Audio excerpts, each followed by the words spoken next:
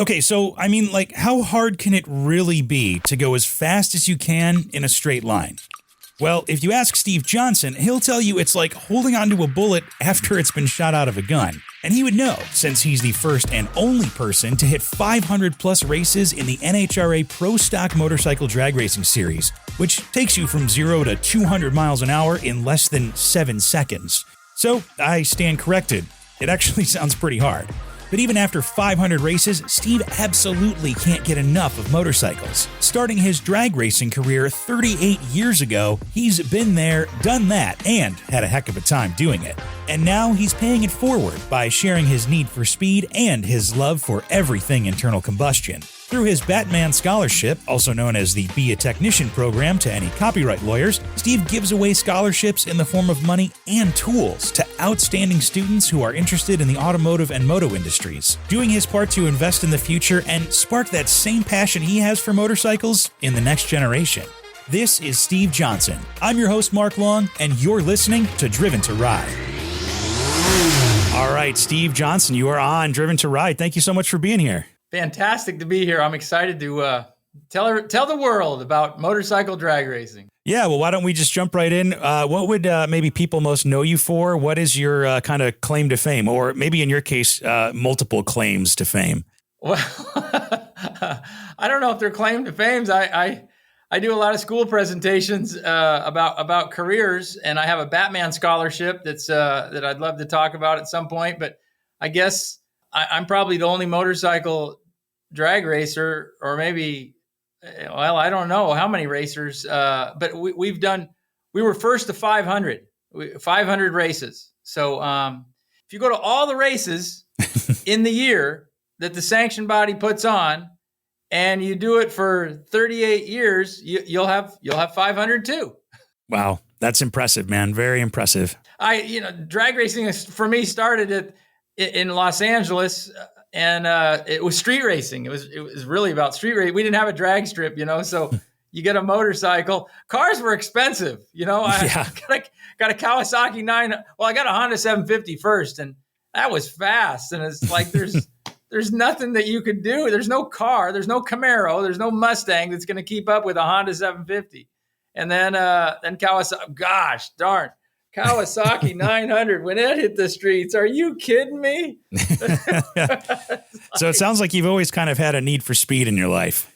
Well, I love downhill snow skiing and I loved water skiing, so that was fun. But it was, I guess, discovering street racing and not getting killed. And luckily I figured out there was a drag strip, and then not having any money to keep building parts after you break them, then you Sure. discover you either better get a better job or you better figure out this thing about sponsorship. So we were fortunate for a little while to figure some of that out.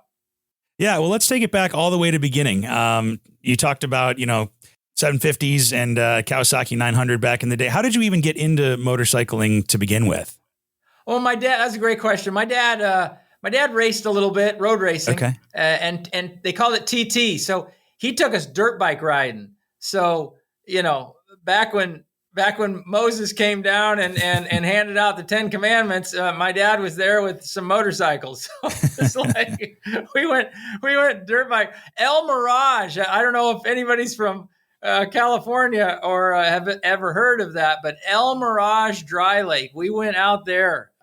We went to Muntz's Motorcycle Park, Indian Dunes. Oh my God, that's the best place on the planet. If you're a motorcycle person and you've never seen On Any Sunday, it's for sure the best movie on the planet. So agreed.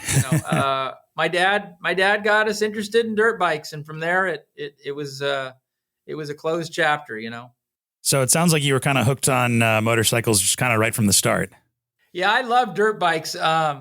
I tell everybody, if I had to ride one motorcycle for the rest of my life, it'd be a dirt bike. And I raced them. I motocross and stuff, but I just sucked. I was just not good, So just when I thought I had a double, somebody was flying over the top of me with the triple. It's like, wow, how do you do that?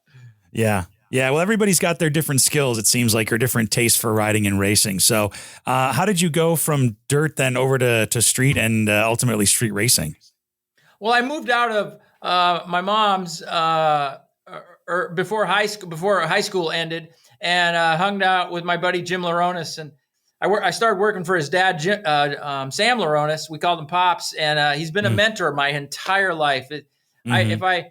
I'll go into this preaching a little bit because that's what I think God wants me to do. But it's like, if you can find a mentor, if you're a young person and you can find a mentor, man, grab onto them and hang on, because there's nobody wants to pay all the prices to learn the wrong way. And I got to learn the right way through a lot of things: girls, money, careers, all kinds of things. So I moved out and moved in with Jim Laronis, and then we were 17, and so you got to have a car, but cars weren't fast. So Jim and Jeff, his brother, and Sam introduced me to street bikes.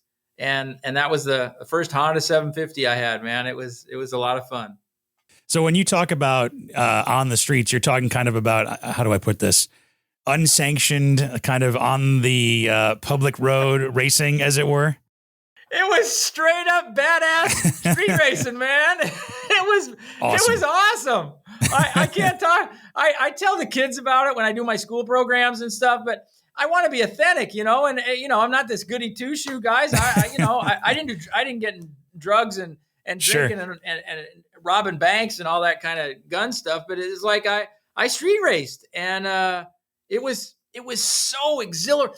I got robbed. I think when I was 15, and I got taken to the street races by my older friends.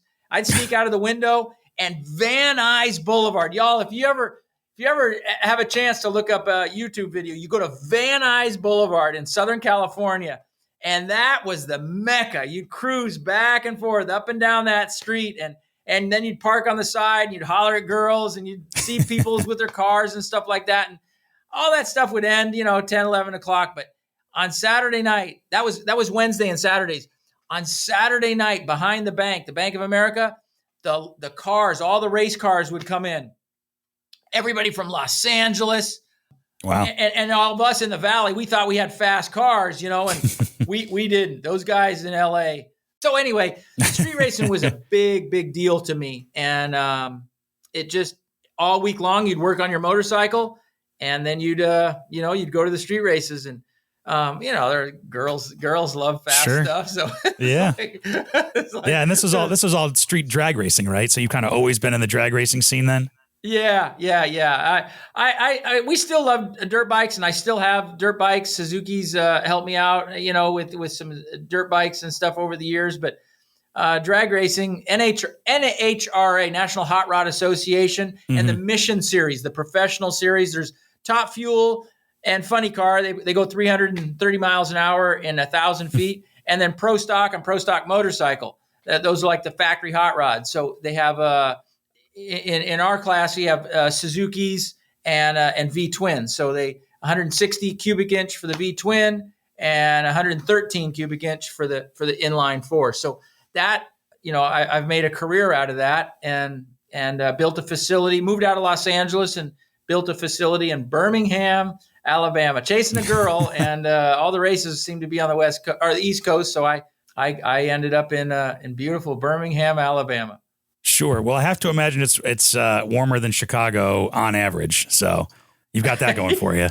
We definitely go to Chicago to race. It's a lot of fun up there. It's an expensive town, Alabama, for a motorcycle guy trying to make a career out of it. It was a great choice. I really love this town. I'm entrenched in the community. The police are my friends. I'm a little bit of a suck up on sanction kind of things. The police department, the city, sure. the NHRA, my own little sanction with our scholarships. I definitely like to promote that kind of stuff. So, well, that's good news. So how did you make the flip from going, street racing and all that to kind of NHRA sanctioned races? How do you kind of make that jump? Well, in 1987, dating myself, we loved street racing, and it was so much fun. But I wanted to be, you always look to better yourself. At least I think most of us do. And the real deal was racing in the National Hot Rod Association, Vance and Hines and Star Racing. Superbike Mike and Pizza John, all these fancy names and stuff like that. Right. You'd read about it. Then we'd get a newspaper, the IDBA, International Drag Bike Association, and ProStar, all these sanction bodies.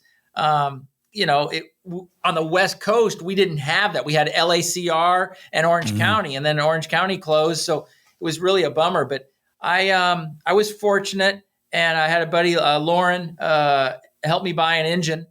And then he got me a bike. I put that engine in the bike. It had a little motorcycle tire. It was a Pro Stock engine. And so we went out and tried to race and did whatever we did and had fun. And the needle was in my arm, and I just got more and more excited about it.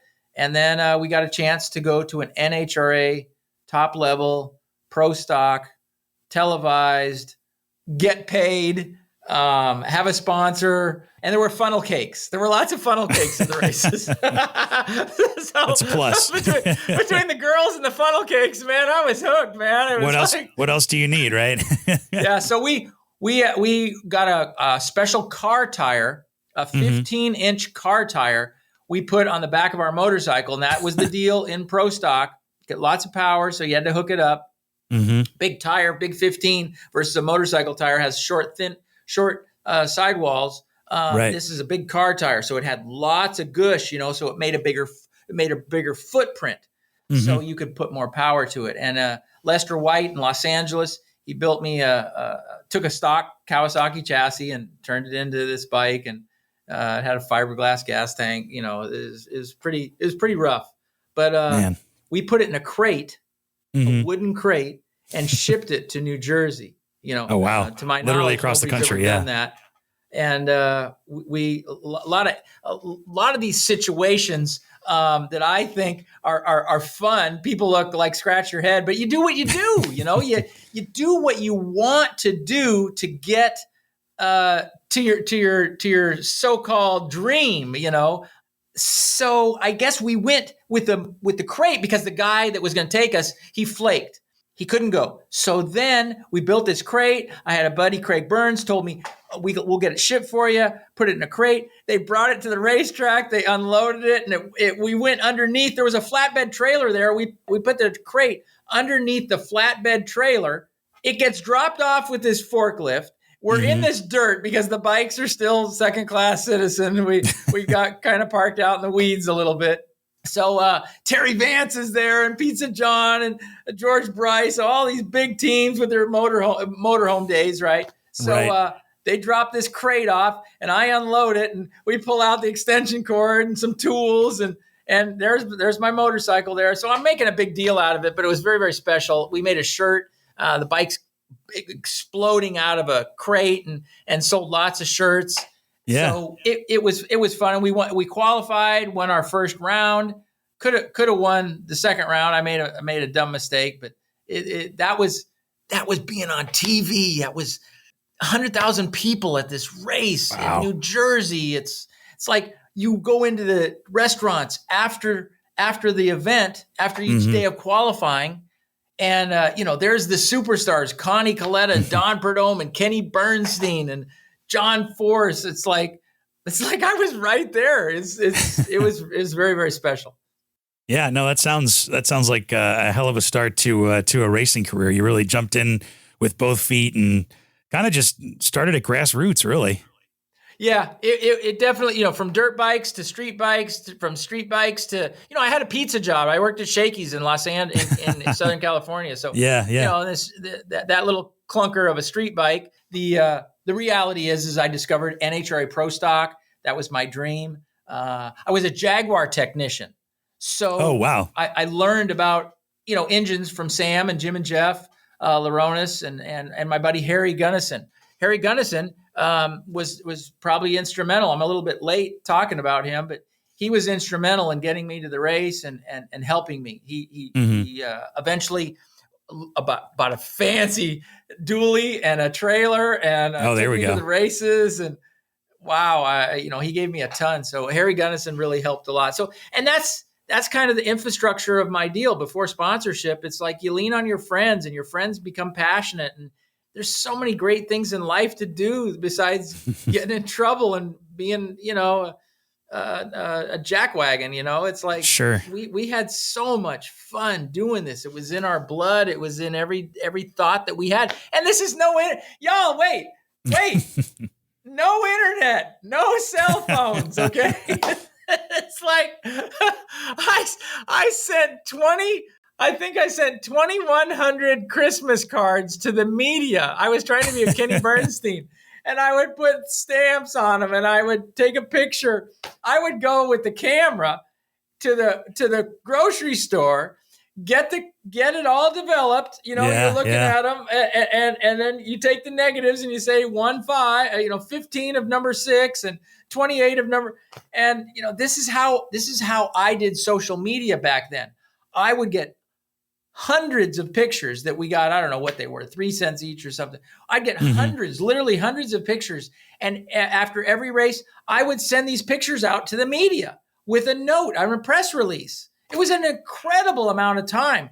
Jay Eschbach and Diane at APE, they helped me with a newsletter. And so these are the things that we did. Not that I expect you to be interested in that, but I'm just telling you, that's the level of passion that we had to create a brand for ourselves. And that's what I talk about in my presentations, marketing your brand after the diploma. That's what we get young people to understand, that when they have a career that they want, go figure out what brand you need to be entrenched in that, where you're valuable and you can make, and the boss will love you and keep giving you raises and stuff. So that's the kind of social media that we did without social media in the old days.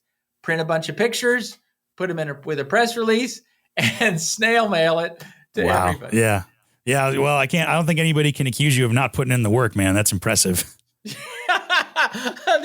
There's a Cycle World really helped out a lot. When I would get a chance to be with be in a magazine, when we won our first race and was in USA Today. Oh my gosh. I stayed up all night because they would deliver the newspaper in Gainesville, Florida at 2 a.m. I went to all the mailboxes and took all of them that I could get because I wanted to use the USA Today paper and the clip and send it to everybody instead of the typical pictures, Yeah. That's cool, man. Yeah. Well, you've had some highlights, obviously over, 500 plus races. Tell me about a couple of your favorite highlights of your racing career. I mean, obviously USA Today has to be one of them. Yeah. There's I got to go to Japan. With Dave Schultz. That's probably something that's very special. There's a couple things that come to my mind now. I went to qualified for these races, got to hang out with all of my favorite people and heroes back in those days. I mean, Don Garlitz was there. It's like, are you kidding me? Steve Evans, the most famous announcer, and Mac and Bob Fry, all these fancy people and stuff. But it's, I guess one of the coolest things was, besides going to Japan and getting paid and going back and then winning, that's really special. I remember calling my sponsor at Slick 50 in 91. And I told, in Japan, by the time we finished the race and got back to the hotel, it's late and I'm excited. So I call the president of Slick 50. It's an engine treatment. And I said, I won. And he says, stay there. Stay there. So it was fun, but he bought me a suit, and I came back to Los Angeles or Houston, Texas, bought me a suit, and I wanted to always be professional. And I got to go to NASCAR. I never knew what the number 3 was, but I was on a float back when NASCAR had to promote, and they did a parade through Charlotte's city on Main Street. Wow. People were asking me to wear a hat for another sponsor because their driver didn't show up, and I was on the Racing for Kids float. But being in a photo shoot with Cindy, who's now married to Bill Elliott, those are very, very special things. Doing autograph sessions with Dale Earnhardt Sr. Oh my gosh. It's like our sport Snap-on is given me so much stuff, but to know Dale, my gal back in those days, she's pretty hot. And, so he'd be hitting on her, and I'd have to keep a close. I shouldn't say that, but he would do it in fun. He would do it in fun. Sure. And I sat on the motorcycle in the Bahamas. They flew my motorcycle into the Bahamas, and Dale was there, Richard Childress, Doug Herbert, Mike Skinner, and I'm sitting on the bike. It says Snap-on on it, and I'm just loving it. And my gal was covering up the Snap-on, so I told her to get in the back. Well, the pictures show up, and Dale's mauling her, pretending, blah, blah, blah, like he's kissing her and stuff like that. But, going to Richard's house and having steaks, it's those kinds of things. Dave Schultz had a memorial bike after he passed away. I got to ride his memorial bike at the NHRA race in Southern California, in Pomona. That was so special. They did a memorial tour because he was so popular and he had done so much. And I got to ride his bike. No time came up and got to do a burnout, and it was just very, very, very special. Winning the Daytona 500 of drag racing is probably, if they say if you can't win a championship, you have to win Indy, and your career will be good. I like benchmarks and stuff, but we've been fortunate. We have probably the most controversial win ever in all of NHRA.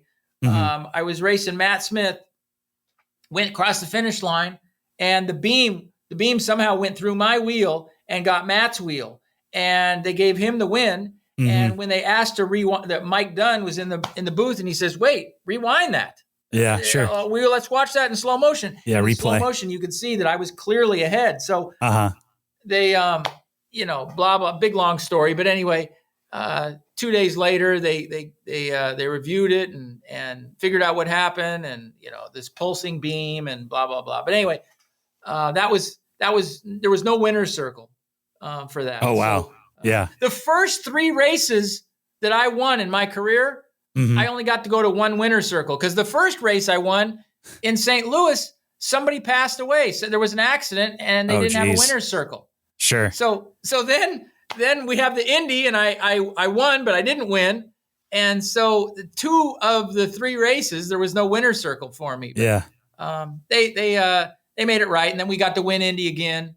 So it was winning Indy, riding Dave Schultz's bike, doing stuff with NASCAR, Kyle Petty, and I'm really good friends with the Wallaces and Mike Wallace and Kenny Wallace especially. Have a lot of fun with Kenny's laugh and going on trips. Those are the things that were fun in racing for me, as well as afforded me a great lifestyle. And in 21, 22, we could have won the championship in NHRA. I finally got some good coaching with George Bryce and a couple other guys. And I just kind of bumped my head, and I called Wayne Rainey.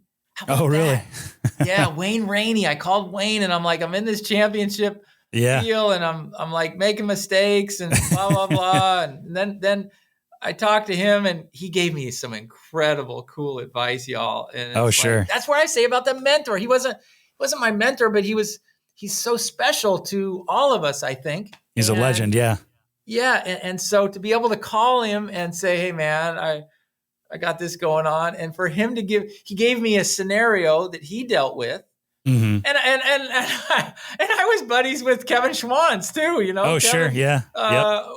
Back in he was a Suzuki guy, obviously, but Wayne spent some time with me, and just a beautiful person, man. So, lot afforded. Those are the things that just come into my head right away. Well, there's no shortage of them, and it sounds like you kind of had as much fun off the track as you did on the track. Yeah. It was definitely. Well, that was the whole deal, networking and communicating and creating an opportunity for the next deal. And it wasn't always about money. It was about creating, there's no social media. So you were trying to create something in the media. Make a name for yourself. And constantly bringing TV to the races or TV to my school programs. I did school programs before the sanction bodies did. Because I thought, it was something that I thought was just so important. Yeah. I mean, something you're talking about too, is that everybody sees like the final part, like the race actually happening, the results, whether, whatever kind of racing you're in. But I mean, that's kind of the end part of all of like the building and the maintaining and the repairing and the testing of the motorcycles, all the teamwork, travel that goes into it, and all the business part of it. I mean, racing a motorcycle in Pro Stock Motorcycle or anywhere else sounds like it's just as much of a business as anything else. It absolutely is. That's probably my biggest struggle right now. The facts are, I was more involved in the racing. I loved my dirt bike. I was an okay racer, but I felt like I was doing really good. I had great advice and mentorship from all these fancy people in NHRA. And I was really entrenched in the sponsorship world. And I wouldn't have anything. I have a little 10,000 square foot shop in Birmingham, Alabama. There's gates around it. You wouldn't know it's a motorcycle shop, but I'm so proud of it. I was here every day while they built it. I was the biggest pain in the butt, but it's the lifts are in the floor. Oh wow! So you roll a drag bike that's really low. You roll it right in, and you can do a lot of stuff by yourself.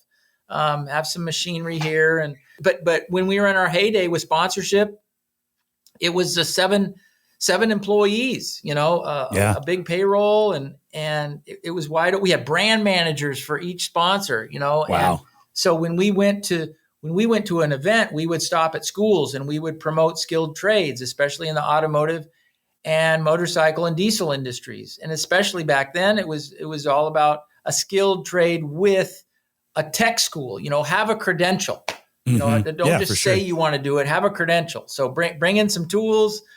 We were fortunate enough to have Snap-on for a long time, and roll the toolbox in with the credential, and it makes a big step there. It makes a big statement for the barrier to industry, so to speak. That's a term. My buddy George Arentz has helped me with my entire career and with ASE. So that's probably the biggest influence of putting everything together and still having time to try to do something to give back and help young people and help the industry.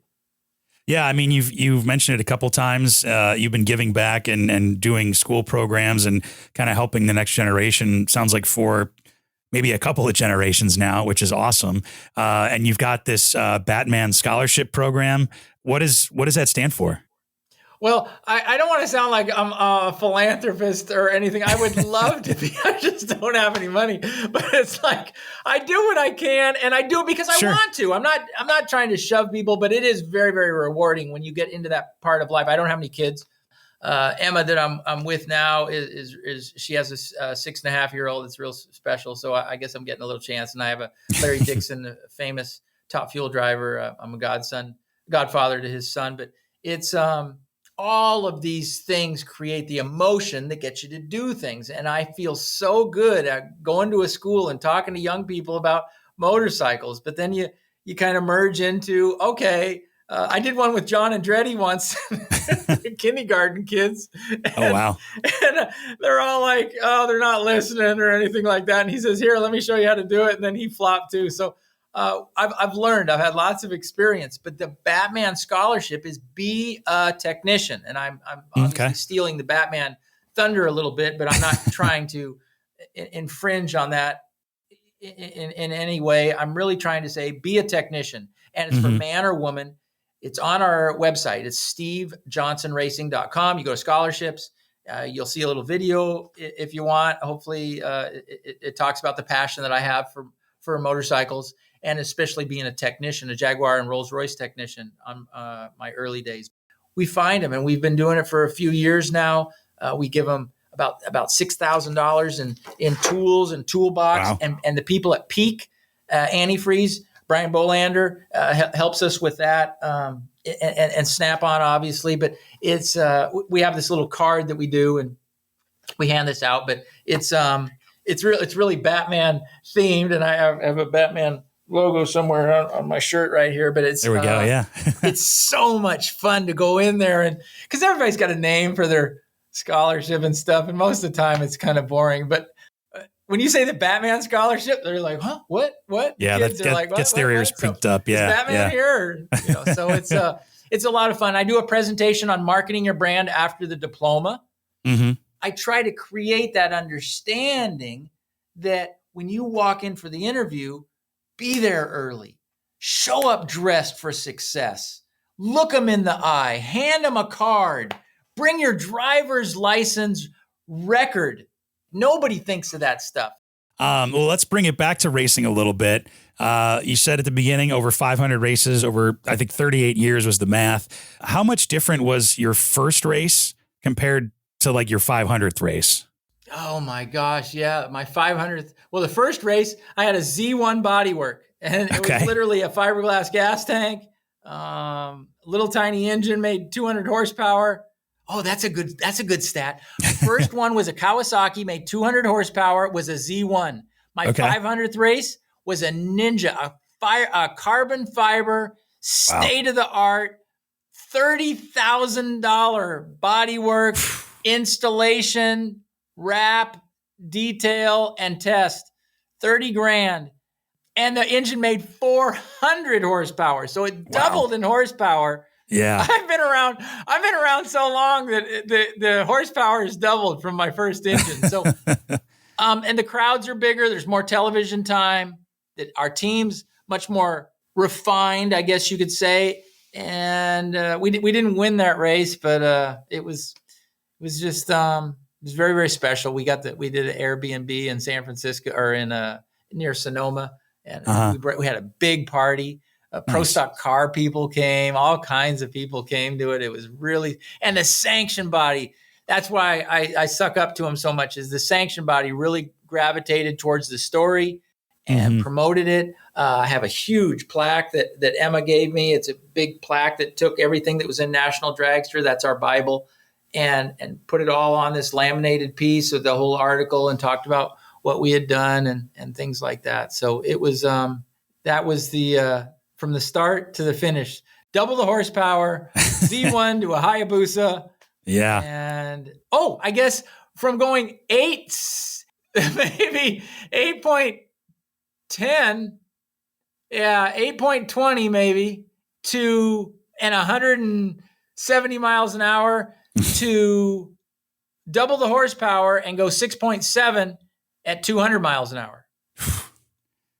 That's no joke. I mean, any of those numbers are pretty impressive. And just going from like 170 to 220 is insane. But what is it like to have that kind of power basically at a twist of the wrist? And when that light turns green and you just send it 100%, what's that like?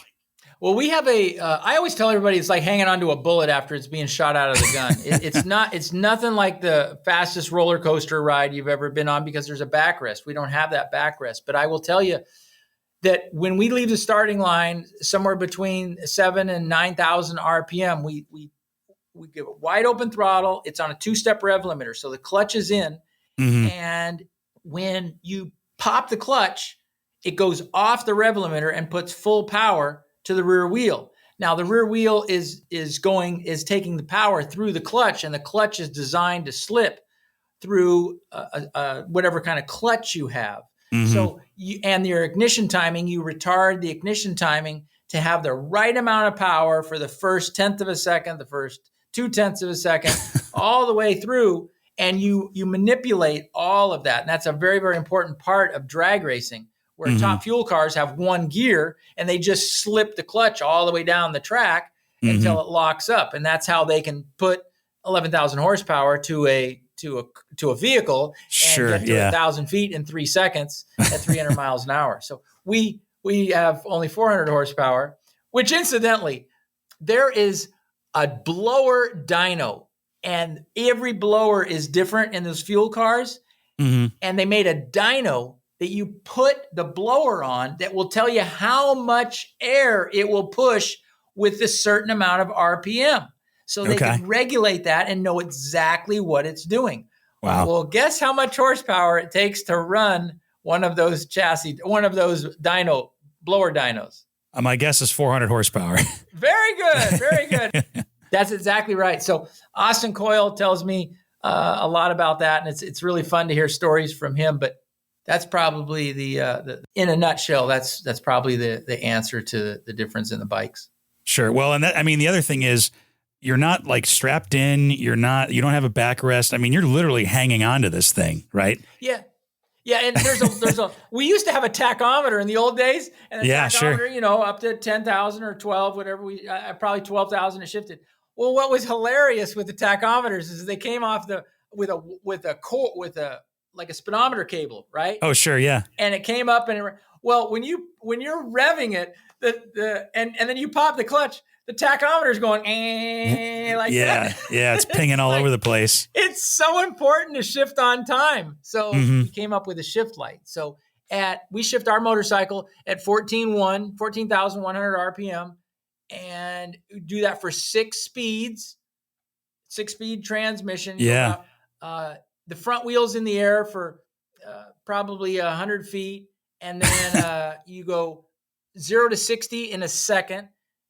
In an eighth of a mile, you're going about 160 miles an hour. Wow. In 4.3 seconds. And at the finish line, 6.7 seconds at 200 miles an hour. So, well, to kind of wrap everything up, if somebody's never been to a Pro Stock Motorcycle drag race before, what can they expect? Why should somebody come check it out? I think the biggest reason that you come to a NHRA drag race, because we're fortunate enough to race with the cars, is we have the ultimate fan access. So when we go out to the racetrack and you're sitting in the grandstands and you watch all this action, funny cars, 300 miles an hour, cars blowing up on fire, all this stuff. Hopefully there's no motorcycle crashes. Pro Stock cars making 1,500 horsepower, normally aspirated, going 20 to 15 miles an hour. And then all the stock cars, all the stuff that goes on the track. Then you leave, you go get your funnel cake or your beer or your whatever it is, hamburger. And then you can go into the pits, and the pits are open. The pits are part of there's no extra cost to the pits. The pits are open. And then you can get right up there. You can see John Forrest. You can see Larry Dixon. You can, anybody and everybody, there's Skag is a big sponsor now in our sport with these lawnmowers, and zero turn lawnmowers is big all over. Sure. Have so many unique sponsors, Arnell Carriers with Josh Hart and things. But I think the fact that you can see somebody tear apart an engine that makes 11,000 horsepower, and then you can go over to the motorcycle pits and you can see V-twins, you can see inline fours, the engines come apart, maybe the clutch comes out, the valve cover's coming off, changing valve springs every run, just the team, the atmosphere, and then you go back into the stands, 45 minutes later. So all of that stuff is, it's very cool when you're interested in that kind of performance. There's a manufacturer's midway that's got Suzuki does a good job of showing brand new bikes at the racetrack, and the bathrooms, the manufacturer's midway, the infrastructure of an NHRA drag race all over the United States is just a clean, professionally run. There's television. So it's lots of social media, lots of people with interviews and golf carts running around with people with mics and stuff. So yeah. Sure. Well, I didn't know that you had such access to be able to kind of see how the magic happens right up there, and that anybody can go do it. That's a super cool, accessible thing. I mean, in other racing classes or bodies or experiences, there's usually kind of that disconnect where you have to have special access to be here, or you have to have pit passes to be here, or you need VIP to be here. It sounds like you can just pretty much see it all for yourself, which is unusual. You really can. drag racing is right there. Moto One, Wayne Rainey's organization. That is a beautiful organization with lots of stuff. And I will tell you, the Barber Museum is 10 minutes away from my shop, and Mr. Barber is put together such a beautiful facility. It's so much fun. So I would encourage anybody, if you're not going to go, if you're going to go to the drag races, great, but make sure you come by and see Mr. Barber's museum on your long trip with your motorcycle. So some really, really cool, innovative things with drag racing. I believe that we kind of came up with the wind tunnel, or with the airbox that Ninja did in the early days, when it had that little tiny hole in the front. I don't know. I feel like we came up with that. We have a vacuum pump on our motorcycles that evacuates the crankcase with 20 inches of vacuum. Jeez. Yeah. So there's some, and we're the only one in all of racing that in NHRA, I think, that still uses electron carburetors, or any carburetors. I was going to say, we have an MSD ignition. Everybody else has firmware and Motec and all these. We still have carburetors. So not completely by choice, but we're trying to use the resources that we have, and it's still lots of fun, but we are careful with our resources. Sure. Well, I think that's a great note to end on. Steve, thank you so much for your time and sharing your stories from going from dirt bikes to street racing to NHRA Pro Stock and winning races and having a hell of a time doing it. I really appreciate the time. So thank you. You're very welcome. Your relationships are so valuable, and when you have a relationship with a motorcycle and good people, I think you have a fantastic way of living. Well, that's what makes the motorcycle world as special as it is. So, thank you again, Steve. We will talk again. Thank you so much. Y'all have a great night. Thanks for listening to Driven to Ride. Interact with us and check out full unedited conversations, photos, interviews, video interviews, plus other goodies on YouTube or Instagram at Driven to Ride Podcast. Or you can check us out at driventoridepodcast.com. And make sure you leave us a rating and review from wherever you get your podcasts too. If you have an idea for an episode or a guest, or you want to invite us out on an adventure, email us hello@driventoridepodcast.com. Driven to Ride is wholly owned by Flint Rock LLC. Made possible with help from Matthew Miles, and written, hosted, and produced by me, Mark Long. We'll see you out there.